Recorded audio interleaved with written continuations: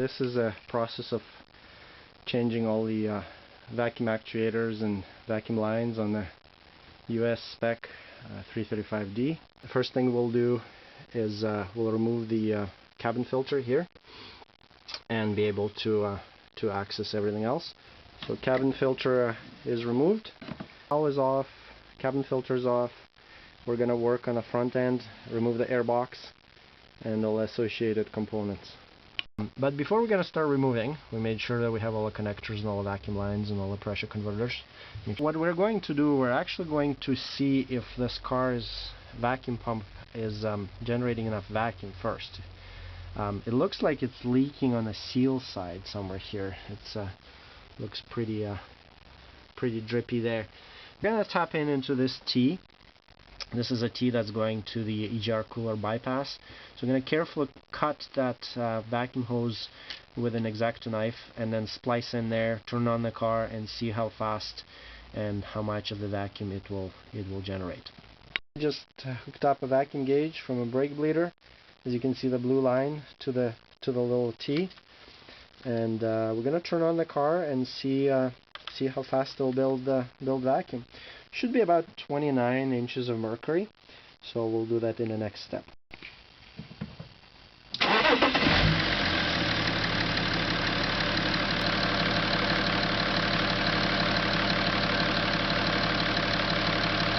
Air box is out. We're going to remove the cold air pipe. Took the cold air pipe off. You can see the state of affairs. I think these lines were replaced at some point before. So a couple of things we can do actually before removing. We can test a couple of things.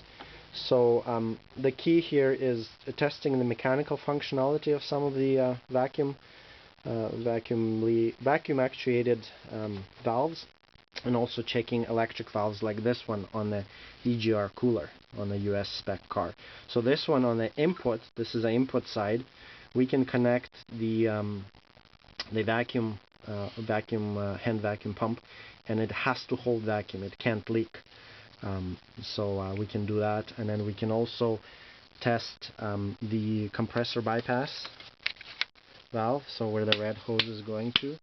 Compressor bypass, we can hook up a line and then see if it actuates based on a hand pump. And same we can do with the wastegate. We can just connect it here and then see if it functions. Here we connected the hand vacuum pump to the electric switchover valve on the EGR cooler, and we pumped it up and it's holding vacuum, not leaking, so that means that valve is good. Same can't be done with pressure converters, but with these electric switchover valves you can do. So next we'll do the wastegate. So this is the hose hooked up to the line to the wastegate, and so we pumped it up to about 25 inches of mercury. We could hear it creaking at about 20 inches of mercury, starts to open. It's kind of hard to capture it on the video, but you could see that it's holding vacuum. So the mechanical vacuum actuator is good, is sound on the wastegate side. Now we're going to test the compressor bypass. The hand vacuum pump is hooked up to a compressor bypass actuator. So we're going to see if it's holding vacuum. As you can see, it's holding. We're slowly removing all the vacuum lines. We've cut off them here, cut them off from there for now. We've also capped off the little, put the metal connector. We're putting all the metal connectors instead of plastic ones so they don't crack, although they don't usually, but it's just a precaution. So capped it off so it doesn't get dirty inside the vacuum actuator.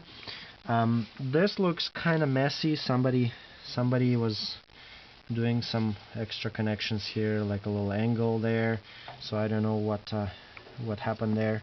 But they look old and brittle. So what we're going to do next, we're going to start removing all the electrical connectors, just disconnecting it from, because they're all attached to the vacuum actuator bracket.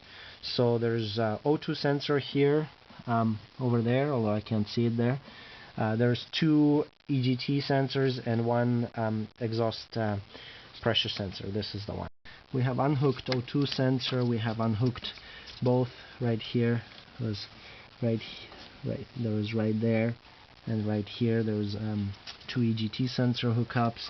Now there's two more connections. There's one for the For the compressor switchover valve, there's electrical valve, that electrical connection is right at the end, and as well as a differential pressure sensor on the US spec cars that exists. It's also right at the end. So what we were going to do, actually, to make life easier, is we're going to unhook this bracket.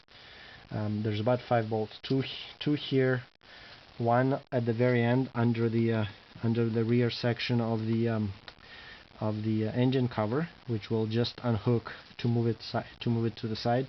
And then I believe there's one right. We have loosened up the bracket.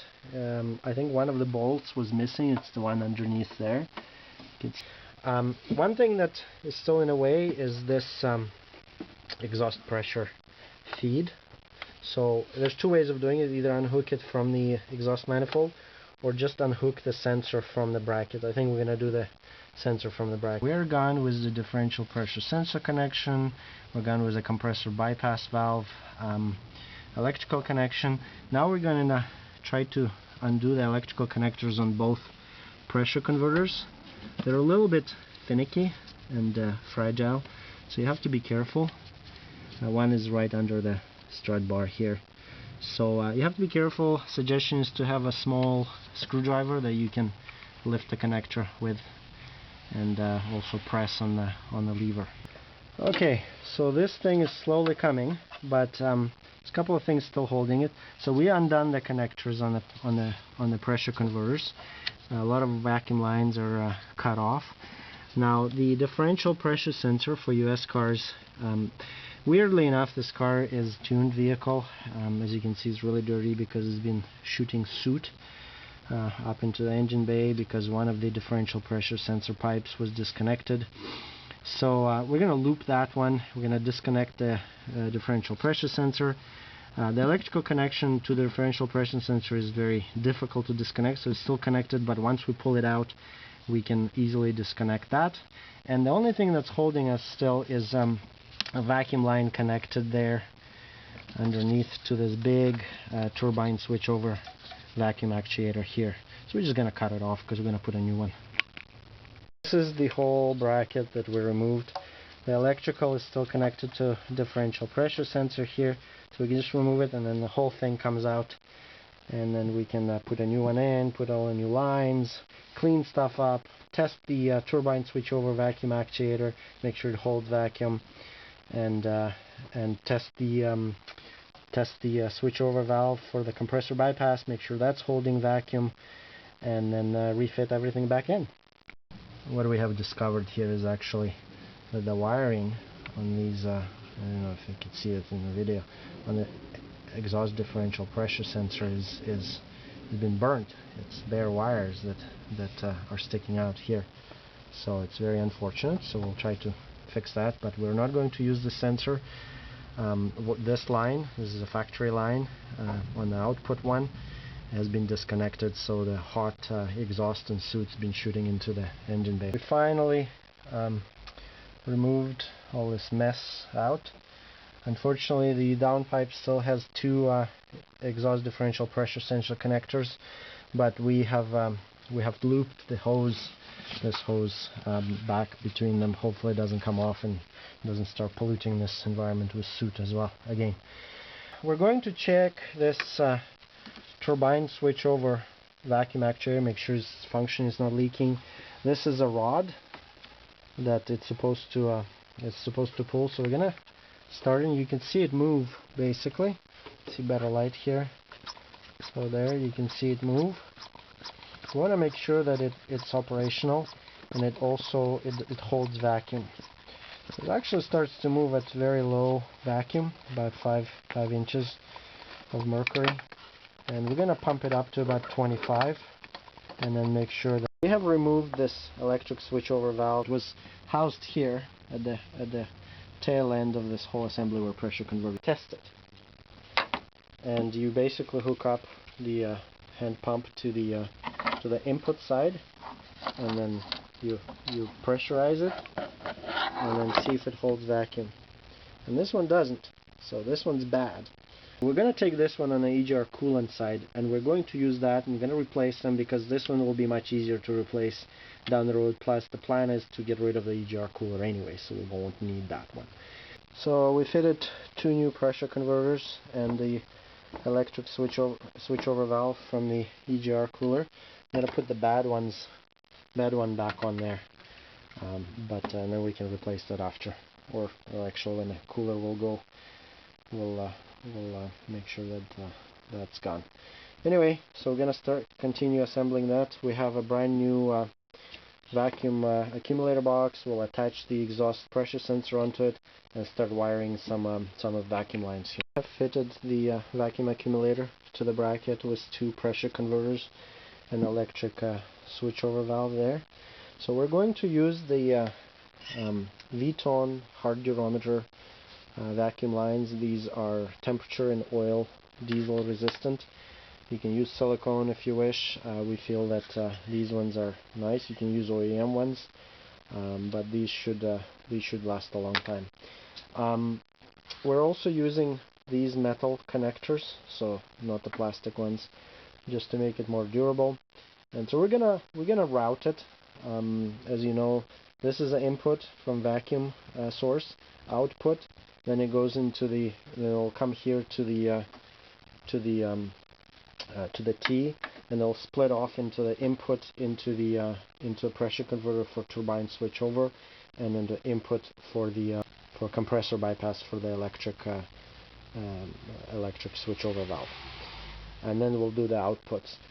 Wastegate connections, they're just direct from the vacuum source and then direct into the wastegate. So those ones we can do after.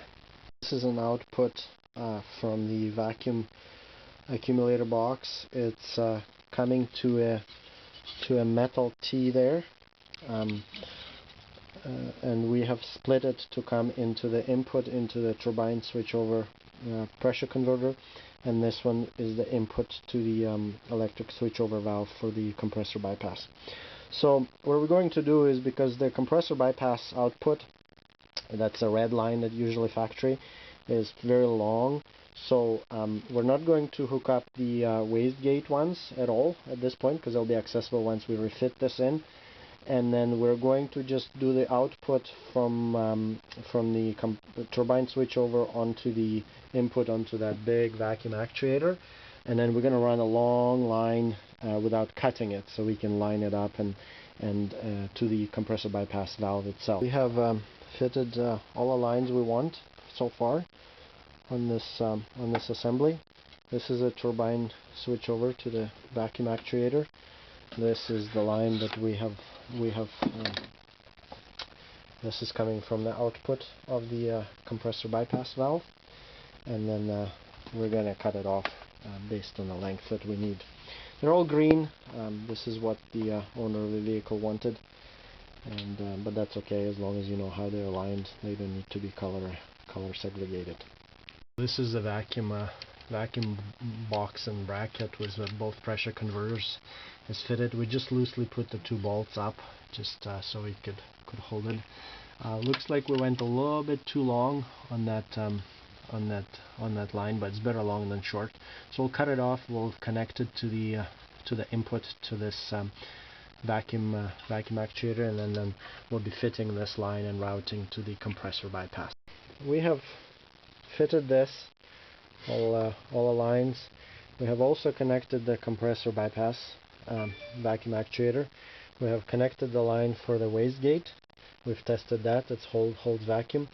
Now, you know, before we are going to feed the 2 lines from here, from the distribution little box, into the input in the vacuum box and the input into the wastegate, we're going to fit the exhaust pressure sensor that we still have to do. Connected the rest of the vacuum lines from underneath the intake manifold here, one into the vacuum box, and one onto the pressure converter for the wastegate. This is just a quick picture of the 2 connections underneath the intake manifold that we have replaced. They're quite fragile, so you have to be very careful to not to snap them off or break them. So the old ones we cut off very carefully, and then just remove that.